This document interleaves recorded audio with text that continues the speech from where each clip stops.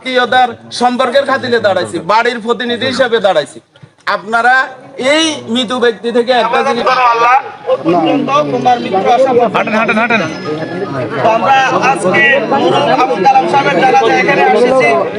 আমরা সবাই এভাবে আমাদের এই খাটিয়ার মধ্যে আমরা যেতে হবে।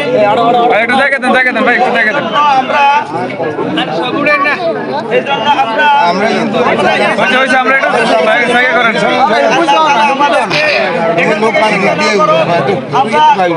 মৃত্যু আসা পর্যন্ত আল্লাহ তাআলার ইবাদতের মধ্যে মশগুল থাকবো।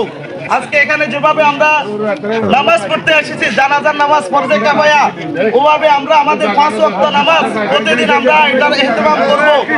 এবং আবুল কালাম সাহেব আমাদের মসজিদের, আমাদের সমাজের একজন মুরব্বী ছিলেন।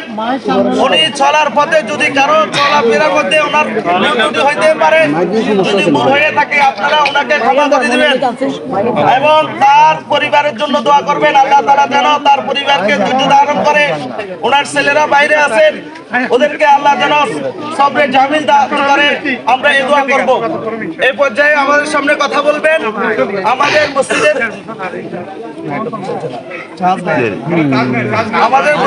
আমাদের সমাজের সেক্রেটারি ফুকন সাহেব।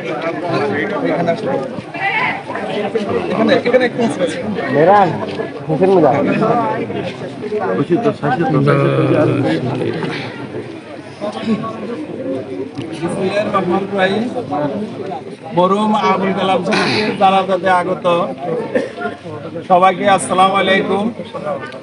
উনি পশ্চিম করমুল্লাপুরের সমাজের একজন সদস্য এবং আমাদের বাড়ির একজন সদস্য এবং উনি আমার মামা। তো যাই হোক, আপনার উনি এলাকার বাসিন্দা হিসেবে সবার সাথে দীর্ঘদিন চলাফেরা করছে। এরপরে বিভিন্ন কার্যক্রমে অংশগ্রহণ করছে। এরপরে দীর্ঘদিন উনি অসুস্থ ছিল। ওনার 4 সন্তান, 2 ছেলে, ওরা প্রবাসে। এরপরে ওনার 2 মেয়ে দেশে।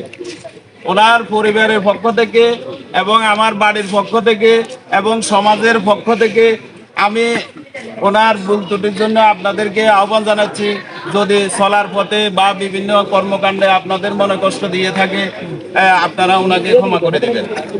একটা কথা আমি বলি, আমরা যখন এই সমাজের বাসিন্দা, আমরা সমাজের ভিতরে এত বিরোধ, এত মন কষাকষি এবং একজন মানুষের প্রতি এতটুকু ক্রোধ আমরা রাখি, কিন্তু আজকে দেখেন উনি দুনিয়া থেকে চলে গেছে। একজন মানুষকে, আমরা মৃত ব্যক্তিকে সামনে রাখি, তার জন্য এত আফসোস করা, তো আমাদের আফসোস করতে হবে। তার ভুল ত্রুটি বা বিভিন্ন ধরনের কর্মকাণ্ড নিয়ে আমরা কেন কথা বলবো? আমাদের কি প্রতিটা মানুষের কি একটু ইচ্ছে হয় না যে আমরা নিজেরাই সচেতন করি, ধর্মের দিকে ধাবিত করি এবং কোরআন সুন্নাহ মোতাবেক আমরা, কিন্তু কাউকে বুঝাইতে পারতেছি না। গত দীর্ঘদিন থেকে আমরা বিভিন্ন ধরনের সামাজিক কর্মকাণ্ডে পিতা মাতা, বাপ ছেলে বা কিন্তু জান্নাতে প্রবেশ করবে না।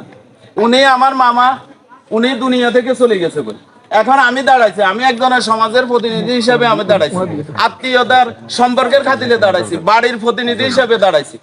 আপনারা এই মৃত ব্যক্তি থেকে একটা জিনিস শিক্ষা গ্রহণ করেন যে আজকে দিনের পর থেকে যাতে আমাদের নিজেদের বিষয় আমরা নিজেরা সমাধান করতে পারি, যাতে সমাজের সামনে, সবার সামনে বলতে না হয় যে ওনার ভুল হয়েছে, উনি আরেকজনের কাছে দেনা আছেন, উনি এই করছেন। এই বিষয়টা যাতে বলার আগে মানুষ মন থেকে ক্ষমা করে দেয়। এই বিষয়টা আমি একজন শিক্ষক হিসেবে আমি বিভিন্ন প্রোগ্রামে বিভিন্ন জায়গায় আমি বলি, আমার ত্রুটি আছে, আমার ভুল আছে, থাকতেই পারে, মানুষ মাত্রই ভুল করে, কিন্তু আমার কি ক্ষমা চাওয়ার ইচ্ছে নাই জীবিত অবস্থা? আমি কি আমার শুধরানোর বিষয়টা আমাকে জীবিত অবস্থায় করতে হবে?